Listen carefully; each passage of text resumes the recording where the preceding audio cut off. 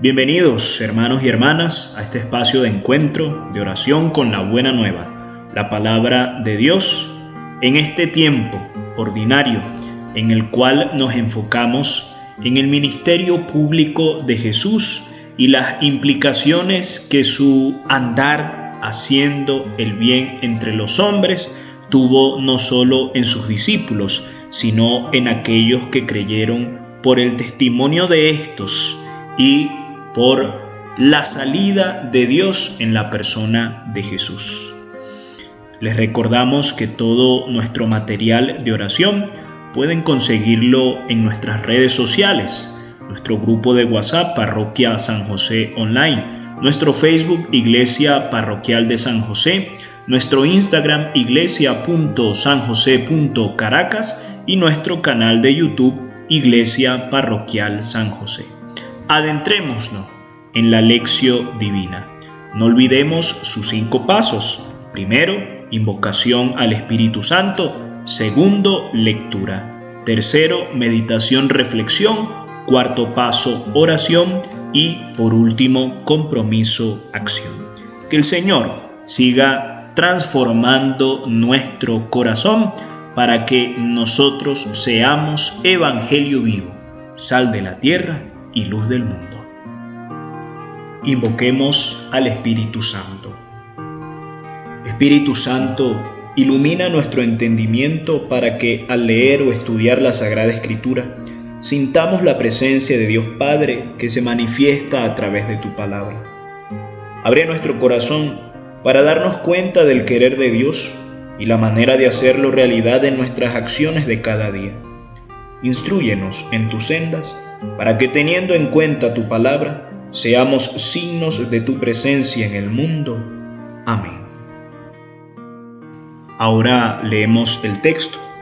No olvidemos la conveniencia de realizar esta acción 2 veces.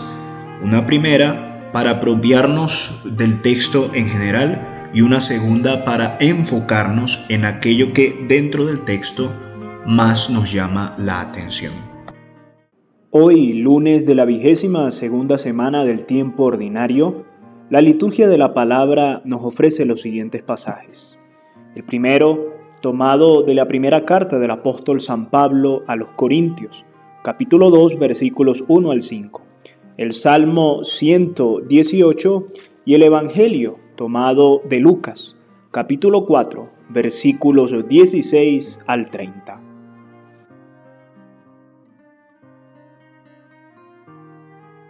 En aquel tiempo fue Jesús a Nazaret, donde se había criado.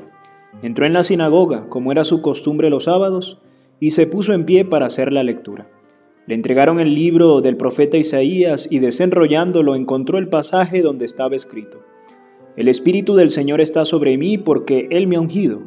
Me ha enviado para dar la buena noticia a los pobres, para anunciar a los cautivos la libertad y a los ciegos la vista, para dar libertad a los oprimidos, para anunciar el año de gracia del Señor.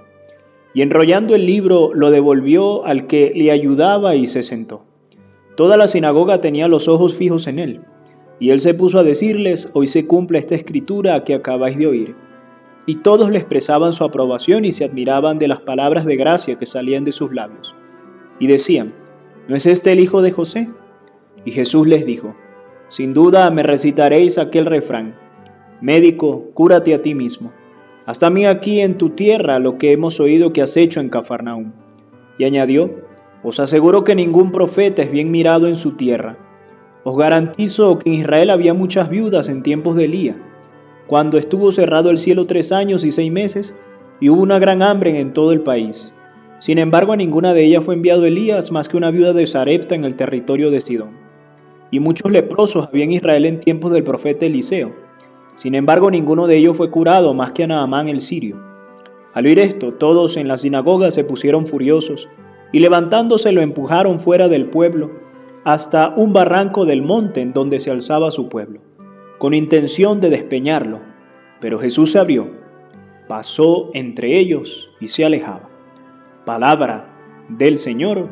Gloria a ti, Señor Jesús. Tercer paso, meditación, reflexión. ¿Qué dice el texto en sí mismo y qué nos dice a nosotros hoy?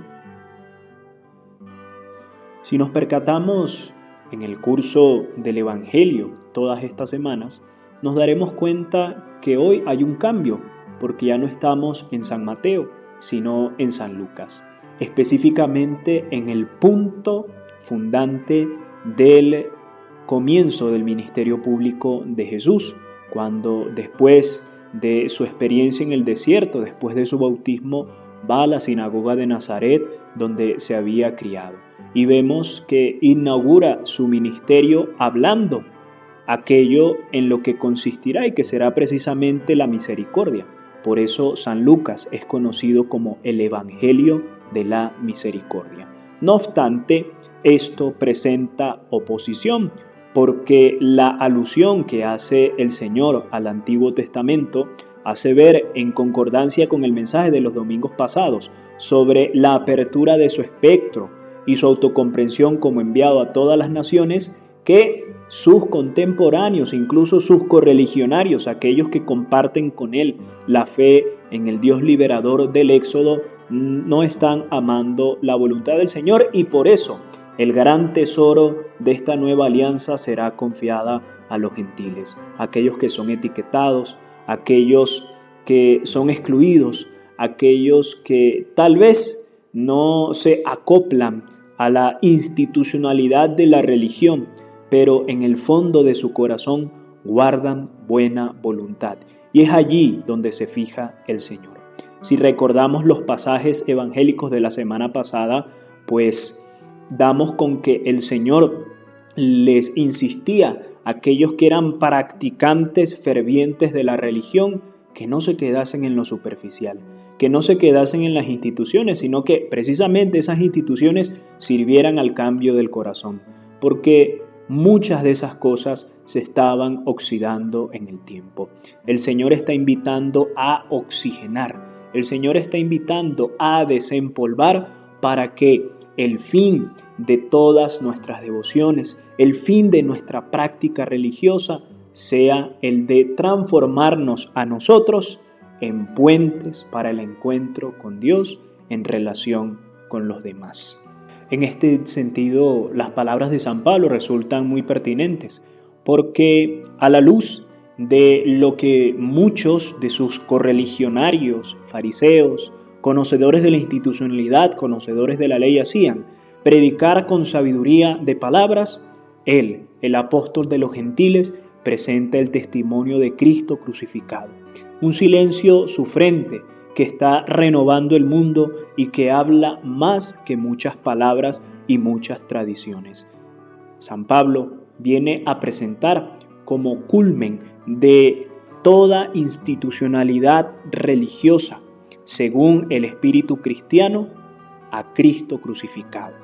Y que desde allí, en el silencio de aquel que pende de la cruz para salvarnos a todos, muchos se dejen conmover en el corazón, y así como ese Cristo crucificado, asuman el fruto de las leyes, el fruto de las prácticas, que es la transformación del corazón, para ir al encuentro del otro, y más que con palabras, con actitudes y gestos, hacerle sentir la cercanía de Dios.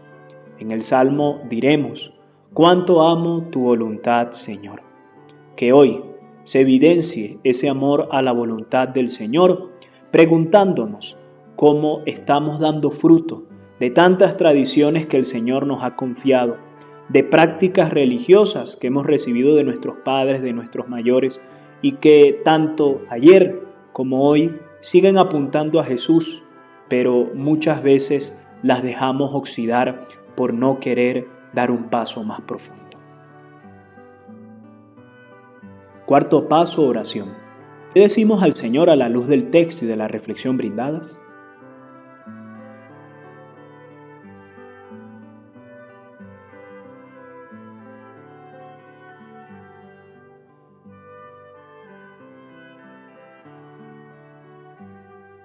Quinto paso, compromiso, acción.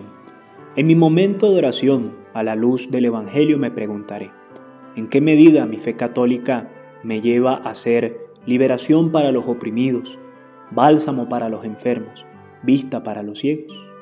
Que el Señor nos bendiga, nos guarde de todo mal y nos lleve a la vida eterna.